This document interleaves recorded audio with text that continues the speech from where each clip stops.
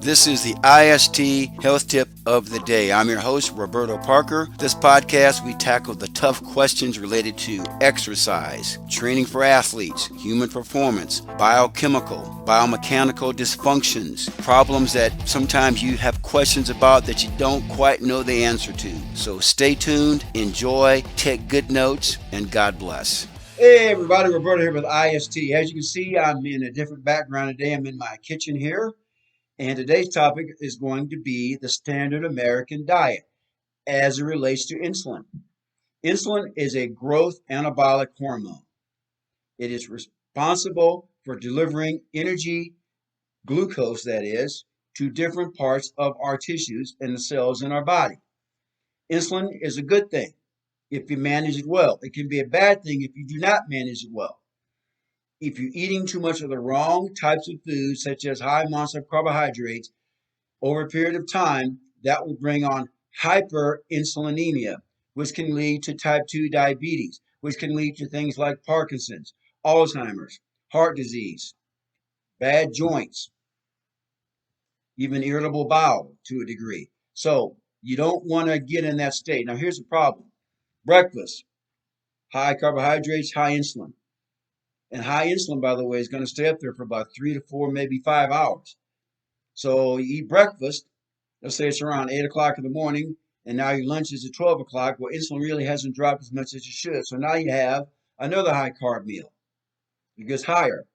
Now for dinner, you have another high carb meal. It gets higher. It always stays up there. And the problem with that is when insulin always is high, it starts to not send the message. The body's not going to hear the message of insulin in terms of delivering energy like it should.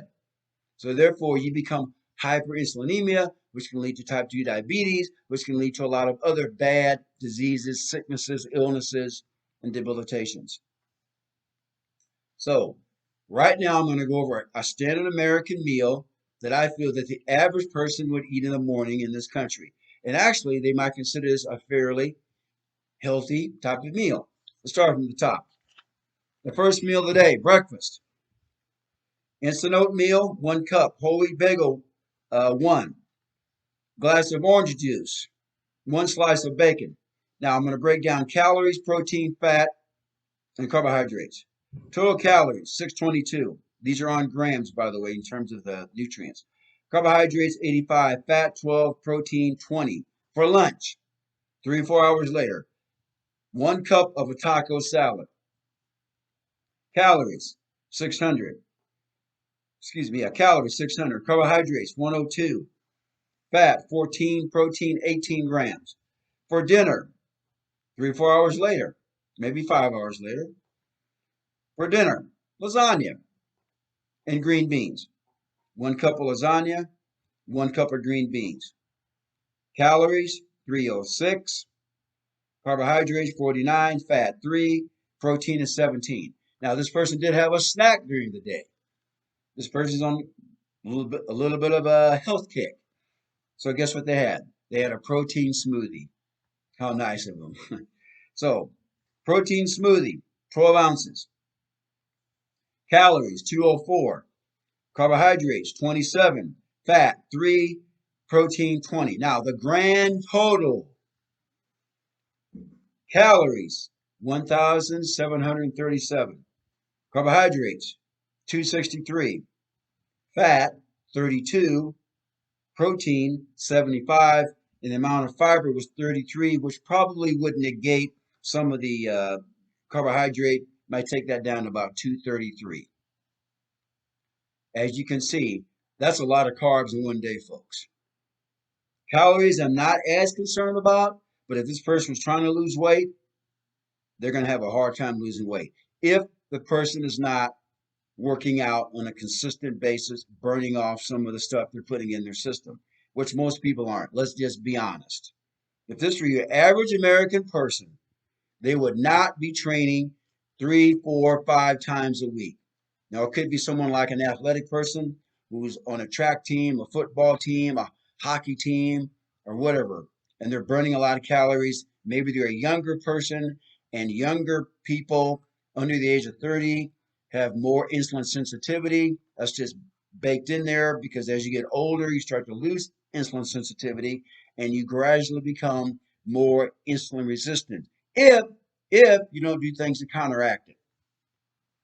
Okay, so this person is not in a good state. If they're consuming over 100 grams of carbs, and really should be lower than that, more than 100 grams of carbs per day, that is not helping their scenario. Absolutely not. And if this person is trying to lose body fat, or if this person was severely obese, I would put them at 50 grams of carbs or less per day.